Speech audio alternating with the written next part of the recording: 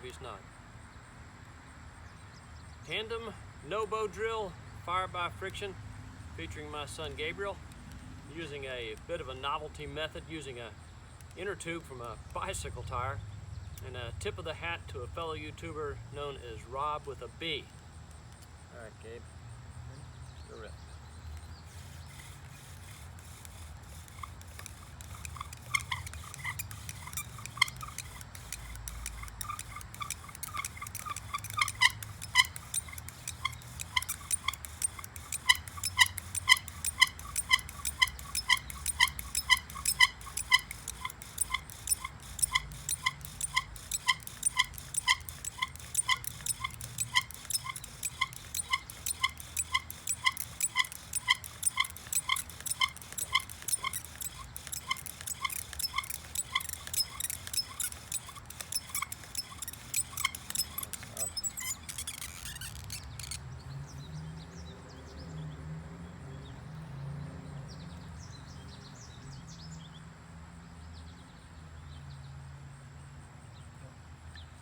We got a nice big ember in here.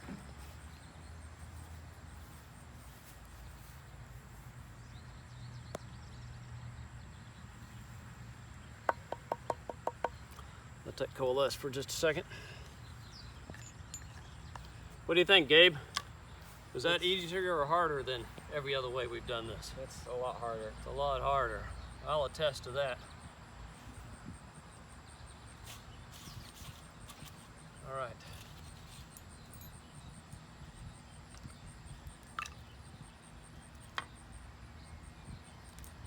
Nice big cherry red ember in there.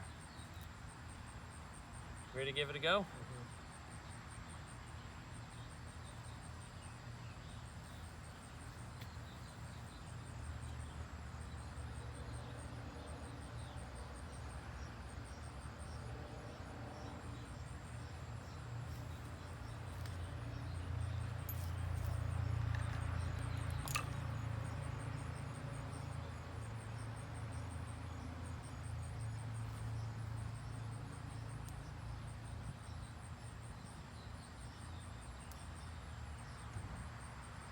Crackle.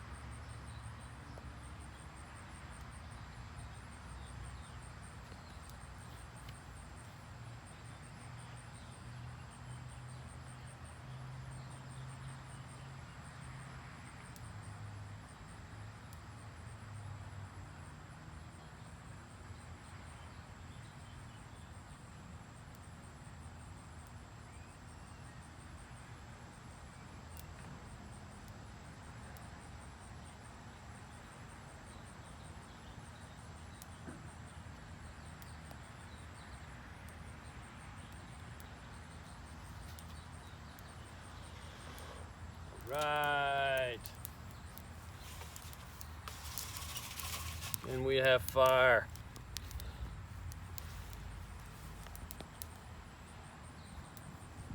Turns out that fire's more fun to make when you're making it with friends and family. Boonga boonga, baby. So it's not real surprising that I watch a lot of fire making videos on YouTube.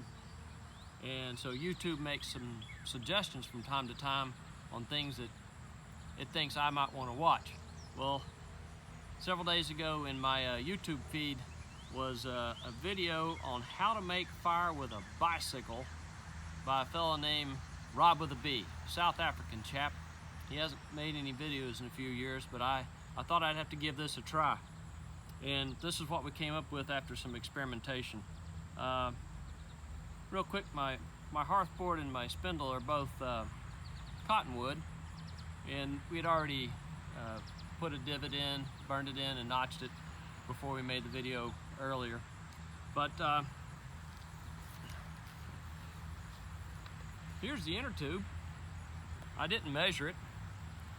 Well, I didn't measure it when I cut it. I measured it so that I could talk to you about it. It's about 22 inches long, and I folded it on either end and attached some cordage with just a sheet bend. So this first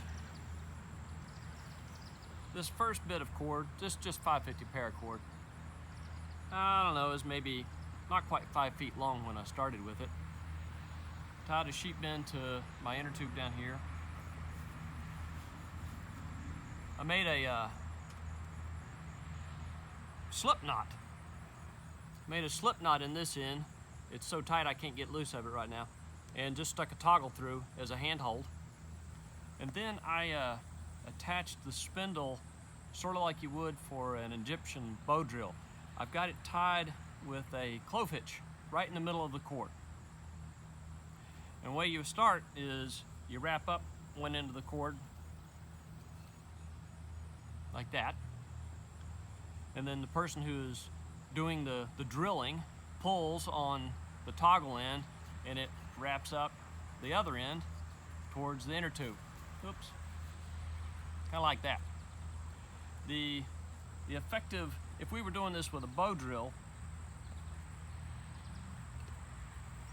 I'm all tied up now. If we were doing this with a bow drill, the effective bow length would be from the toggle to the spindle, or from the spindle to the inner tube. So in this case, it's about that long. It's kind of short, but reasonably effective. On this end,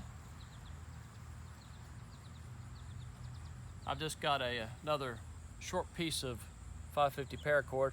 Tied a bowline in this end to make a loop. Tied it onto the inner tube with a sheep bend. And over here on my tree, I've just got yet another piece of 550 paracord, an overhand loop. And this is a marlin spike hitch with another stick through it. And this is kind of important the way I've got this established. You want to tie off to your tree about half the height of your spindle. And you want to tie your clove hitch onto the spindle about halfway up. If you tie off to the tree too high or too low, your cord when you're pulling on it's going to tend to want to walk up or walk down, and that's no good as a rule. So the person who is driving the bow drill, the person pulling on the cord, my son Gabriel earlier,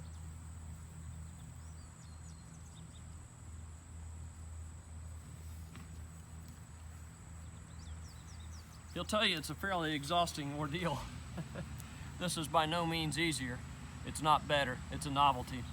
But it's important to pull evenly. You've got to pull straight back and forth at the height of your clove hitch and where you've tied off to the tree.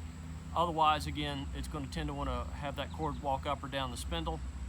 My job,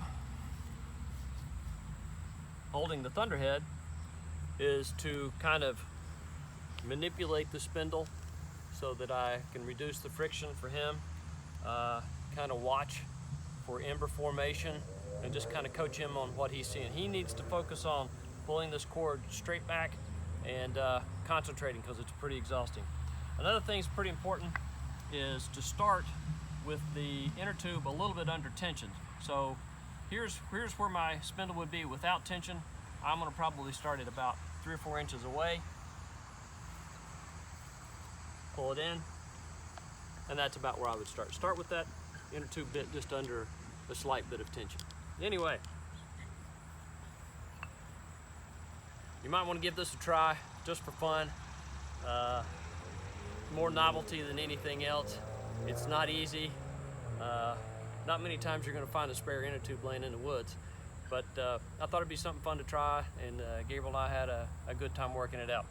So in true Rob with a B fashion, I'm going to say good night and oonga boonga, baby.